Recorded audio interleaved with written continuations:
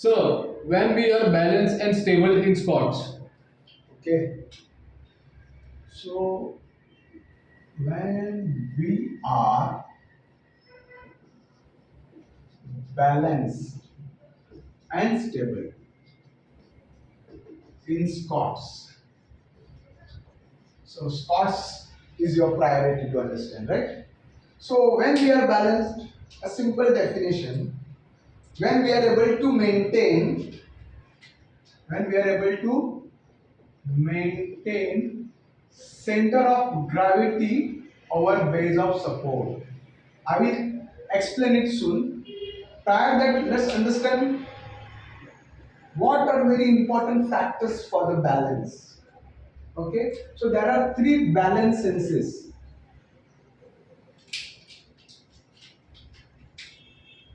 Three balance senses. They are very crucial. So, number one is visual. Number two is vestibular organ, right? Which is found in inner ear, right? Basically, what it does, it collects the information of gravity and informs the brain. Third is, number one is visual, number two is vestibular organ. Let's take three as proprioceptive information, receptor,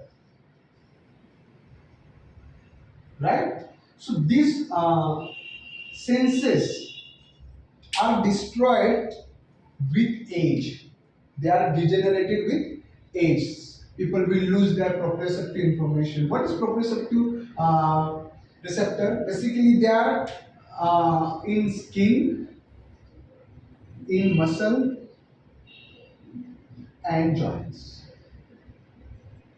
Right? They collect the information of stretch and pressure and inform the brain, central nervous system. Right? So these all senses are destroyed or degenerated with age after 40. So what is the remedy for this?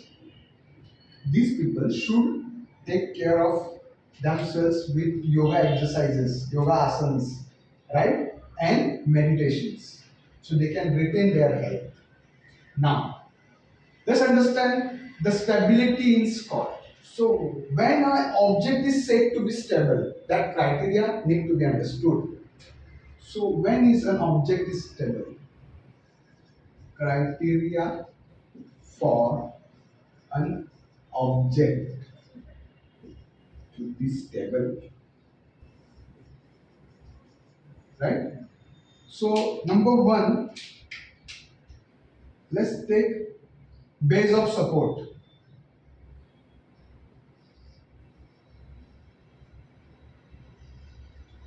Base of support should be large, should be large, as we are talking about the Scots, right? So in Scots, your stance feet placement should be wider.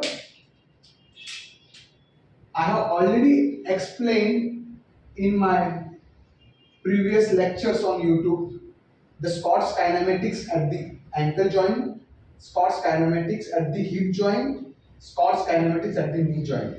Why stance should be wider? Let me give you one example for that. If your stance are wider, the gluteus maximus activation is 140%. Now, once gluteus maximus is highly activated, what's going to happen? The force transmission onto upper back is going to be efficient, and while under load, the gluteus maximus is going to make you stable. Right? More detailing will be done in our upcoming course called Actual Master Trainer course. The term actual makes a lot of difference, right? Next, let's take line of gravity. Line of gravity should be as close as possible. Should be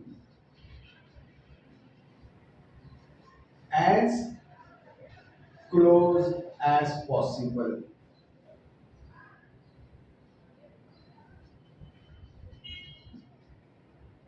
Right? So let's understand with diagram. Let's make a detailing of hip joint first.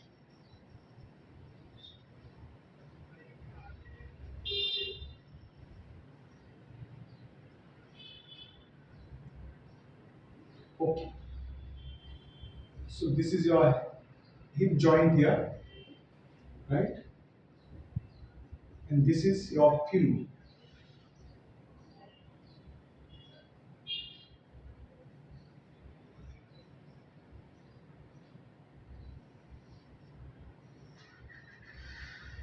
I am making a lateral view so you can understand better. This is your tibia and fibula, right? So to understand line of gravity, we need to understand the axis of motion. We have axis of motion at the hip joint, then at the knee joint, and at the ankle joint. The line of gravity passes through, let's, it transacts S2 here, sacrum S1, S2, and then hip joint, then knee joint, and the ankle joint, right? At the knee joint, it is posterior to patella. This is, this line of gravity is posterior to patella and anterior to axis of motion, right? Now, what is the criteria for an object to be stable? Line of gravity should be as close as possible. When we are talking about the Scots, let's make a diagram of Scotting.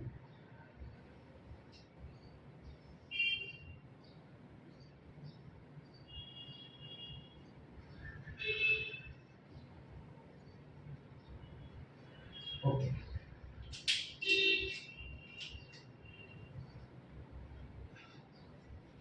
Now, the line of gravity is coming from mastoid process, right? Mastoid process, and this is crossing knee joint behind the patella, behind the patella. Yeah, line of gravity is posterior to patella, and then it transacts the ankle joint at talocrular joint. Talocrular joint. Right? So, what is the criteria? Line of gravity should be as close as possible. So, this line of gravity is as close as possible in dipscot. Right? Let's go on to next criteria. So, what is next criteria? Center of gravity. Center of gravity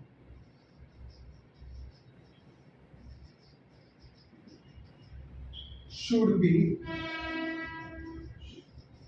as low as possible. As low as possible. So, now you should know first, center of gravity is present in standing at S2, sacrum. Right? Now, while squatting, this is your sacrum here, right?